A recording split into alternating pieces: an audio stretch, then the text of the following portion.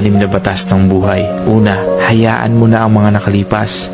Palayain mo ang sarili mo para hindi ka na maapektuhan kung ano man ang ginagawa mo sa kasalukuyan. Pangalawa, ano man ang iniisip sa iyo ng iba ay wala ka ng pakialam doon. Hayaan mo lang sila at magpatuloy ka sa ginagawa mo. Pangatlo, hindi naman palagi kang nasa ilalim. Malay mo baka bukas, umangat ka naman. Halos lahat ng bagay ay magiging okay pagdating ng tamang oras at sigurado pagtatawanan mo na lang ang mga nakalipas. Pang-apat, huwag mong ihugot sa iba ang kasiyahan mo. Hindi responsibilidad ng iba ang iyong kasiyahan, kundi ikaw lang. Ikaw lang ang magpapasaya sa sarili mo. Pang-5, huwag mong ikukumpara ang iyong sarili sa iba at huwag mo silang husgahan. Hindi mo alam kung ano ang kwento ng buhay nila at kung ano-ano ang kanilang mga pinagdaanan at ang lakbay na kanilang tinatahak. Pang-6, humiti ka lang o tumawa ka. Hindi naman ganun kahaba ang buhay para problemahin mo ang sarili mo araw-araw. Enjoy mo lang ang buhay.